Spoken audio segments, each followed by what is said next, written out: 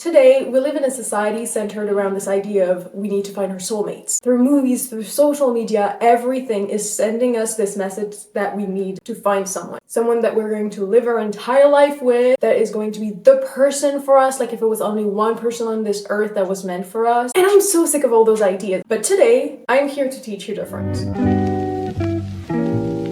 I spent most of my life single, so I'm really good at being happy on my own. Today I'm going to give you the secrets that I discovered through the years of how to celebrate and love yourself and enjoy being single for 2024 Valentine's Day. Because I still see too many people being sad of being single when that is the coolest thing you will ever find. And I felt like Valentine's Day was the perfect moment for me to make this video for you guys so that you can enjoy it even though you're single. Actually, I want you to enjoy it because you're single, not even though.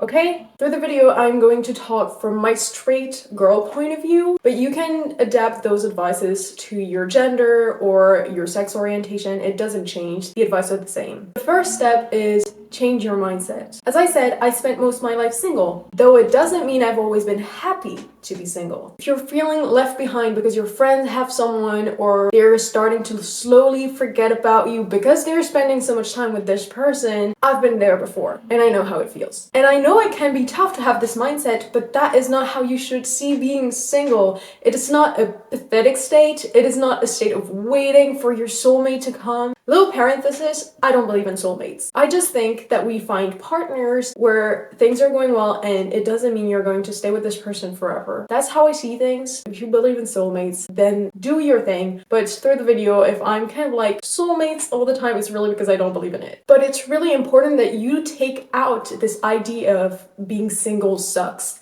out of your head, because it doesn't suck, trust me. If you stay in this state of mind, the problem is you might be with someone that is not meant for you. You might be with someone who loves you, but you don't love them back. You're just desperate to be with them. And trust me, it's not fun for either sides. And the last and worst is you could be in a toxic relationship. And we don't want that. I remember when I was in that state of mind, I was so desperate to find this person that I was seeing my soulmate at every corner. And I was seeing every man that I met as the man. Every crush I had was like, oh my god, it's gonna be the one. And in my head, they were so idealized when in real life, I either didn't know them enough or didn't like them at all. And when I look back at those men, I'm just like, you don't want to see that. When you are in the state of mind of, I have to find my soulmate, I have to find my soulmate, it makes being single so much harder than it actually is. You have to forget about all those thoughts. You have to get them out of your head. And the best way to forget something is not to tell you stop thinking about it, but by thinking about other things. So let's see together how we can make your energy being focused on something else, especially on you. The first ever step is to know yourself. Because if you're single, you're gonna have to spend a lot of time with yourself. If you don't know yourself, if you don't like yourself, it's gonna be difficult. And I'm saying this, but I know it's not easy. It can be hard depending on your age, the environment you grew up in, your traumas. There's so many factors getting in the equation that you cannot really predict how long it's going to take. So go step by step, go at your own pace. The reason why I think it's so important to know yourself as young as possible is also because I think there's so many people who build an entire life for themselves. They get married, they have kids and everything. At that point, when they want to start to learn a little bit more about themselves and who they are, it's more risky for them because discovering who they are probably means letting go of their entire lives and realize that maybe this life is not meant for them. So don't wait to have a husband, 3 children, a big house, a stable job to discover who you are, because it's going to be so late. I'm not saying it's not possible, but it's going to be so much harder. So the younger you do it, the better it is. The greatest way I found to know yourself a little bit better is to write about you. Ask yourself questions about what you like, what you want to do in life, what hobbies you enjoy, what you would want your friends to describe you. There's so many things and questions you can ask yourself to know yourself a little bit better. Focus fully on yourself. No one else. Just focus on who you are, what you want to be. Don't put yourself any barriers. You can be whoever you want, okay? Don't let people tell you that you can't because this or that. I don't care. You can be whoever you want. There are so many questions that it can be overwhelming. I'm gonna put you some ideas in the description if you want somewhere to start and have an idea of what questions you could find. Try to write those questions on a paper and answer them and make a list and a text. And if answering those questions is a little bit tough for you, which can be normal, it's probably because you're not spending enough time on your own, actually enjoying your presence. I could never encourage you enough to spend some time alone. Just play some music, dance on something you love. You don't care, you're alone. Who cares? There's no judgment. It's just you and yourself. You can read a book you've been hearing for so many times, or watch a show or a movie, a comfort show or a movie. It can be something you've already watched, something completely new. Just spend some time with yourself, have some quality time with yourself. You can learn a new hobby, start to draw, start to do pottery, you can sew,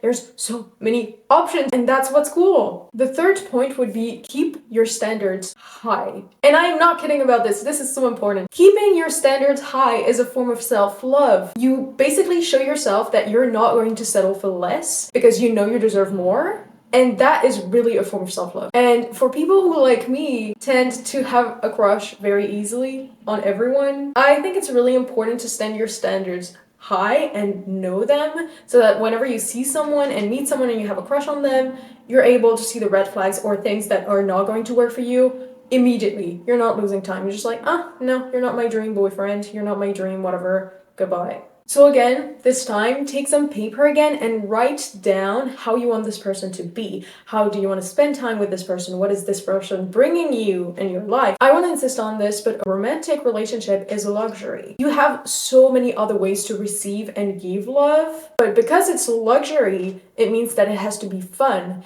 If it is taking some space in your mind, if it's taking away your peace because you're thinking too much about it, because they're making you worried all the time, then it's probably not the good relationship for you. If a romantic relationship is destroying your peace, you should let it go. You should let it go, trust me. With my ex, I couldn't even talk about so many things, and I realized how many time I lost trying to communicate with someone who didn't want to communicate, and this lack of communication made me worried about a lot of things. And let's be honest, we don't want this for ourselves. If we're in a relationship, it has to be fun. It has to feel good. You cannot be with someone and it feels bad all the time and you feel guilty all the time. No, get this out of your life. Manifesting this person will help you to not fall for the wrong ones because you will have your list of what you want this person to be and you'll be able to be like, okay, doesn't have this, I don't want it. And it just probably means that this person is made for someone else who has different requirements than you. Point number 4, go on self-dates. Earlier, I encouraged you to spend some time on your own, but it doesn't mean only staying inside. It's so nice. I swear self-dates are the best. It's so nice to go outside and get a coffee on your own, not at Starbucks, in your best outfit, with the best music you want in your ears, with a book you enjoy. Spend some time with yourself outside and enjoy your own company. Point number 5, be surrounded by healthy friends. It is the same thing as relationships. You cannot expect to grow as a person if you're surrounded by toxic people. And exactly like relationships, standing standards high in terms of healthy relationship, you're again telling yourself that you will not accept someone who does not respect you as the level that you think you should be respected. If someone treats you a way that you would never let anyone treat your friends, then it's probably that their treatment is not good towards you, it is disrespectful towards you, and you should let them go. Show yourself that you love yourself, that you care about yourself, that you want people in your life that help you grow and not just pull you down all the time. And above that, it's going to help you in your self-loving journey because sometimes it's difficult, to start knowing a little bit more about yourself, to love yourself a little bit more. It is tough. And sometimes talking about it with your friends, telling them your plans about loving yourself a little bit more, it's going to help you. And if they're healthy, they're going to support you. So that's why it's so important to be surrounded by healthy friends. It's so important to be able to share all of this with them. And if you're not able because you're scared of judgment,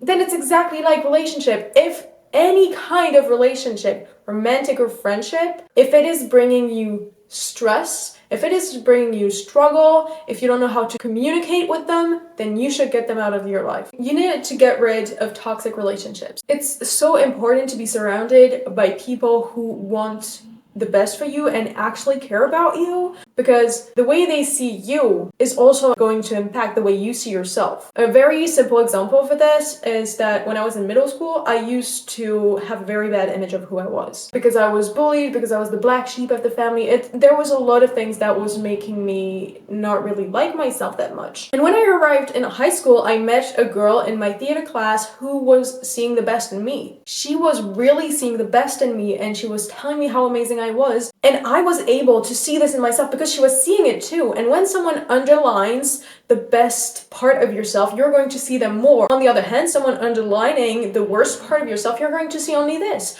So that is why it's really important to be surrounded by healthy people who truly care about you and want the best for you. I'm not saying that if you don't have any friends, you will never love yourself. Absolutely not. What I'm saying is that it's going to be way more tough to love yourself if you're surrounded by toxic people. So either be alone or be surrounded by healthy people. No other options. I know in French we have this saying, it's better alone than with bad company. And I know when you hear it all the time, it is so tiring, but I swear with the experience I have today, it is so true. How many times did I go out to party with people that I wanted to be friends with and that actually I didn't really like?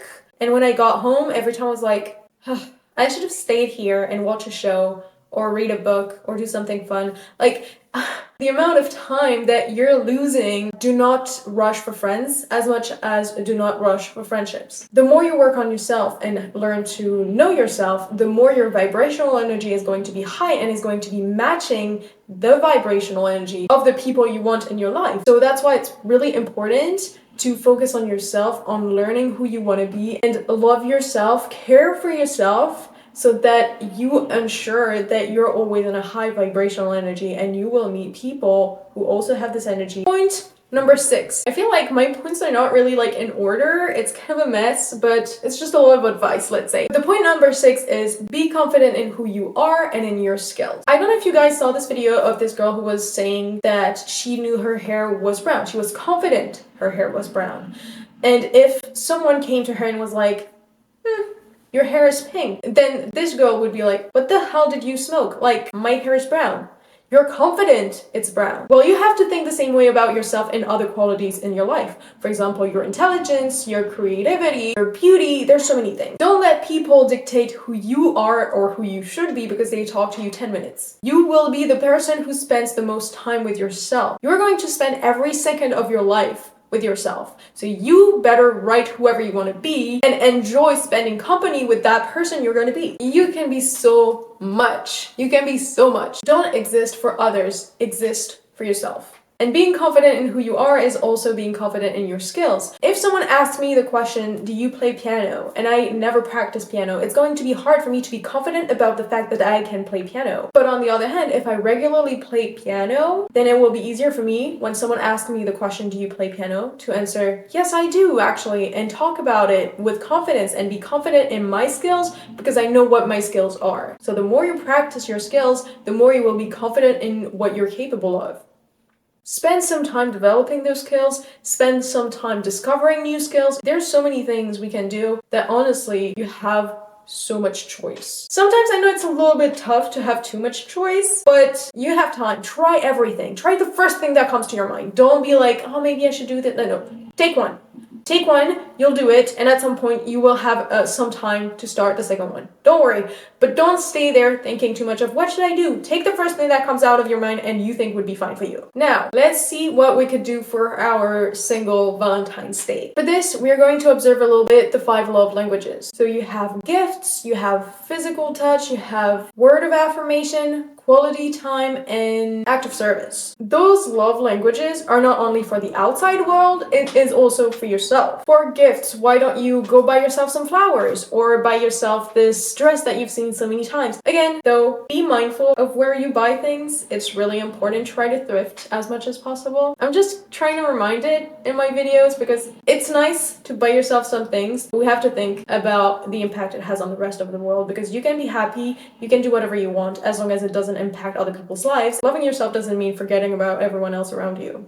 For physical touch, you can do some skincare, go for a massage. For words of affirmation, you can write yourself a nice letter for yourself in like a week, in a month, or whatever, so that you can reread it later, or you can just make a list of affirmation and read it in front of the mirror. Why not? Quality time, you can learn a new hobby, spend some time reading, watching a show, watching a film, playing a game. There's so many quality time you can spend with yourself. Just do something you enjoy. Do something you enjoy. Act of service, it can be preparing yourself some food, because if you think about it, if you have to eat during the week and you're preparing it during the weekend, then when you will need to eat during the week, you will be grateful for taking this time to cook during the weekend. So it's an act of service for yourself. You can also spend some time making a vision board or cleaning your wardrobe and reorganizing everything, giving away some clothes. Cleaning your space is also an act of service, if you think about it this way. Okay, now that we covered everything that I wanted to talk about, we're going to focus on some homework. On Valentine's Day, which, if I'm correct, is next week. On Valentine's Day, I want you to go out in your best outfit with your favorite playlist in your ears and go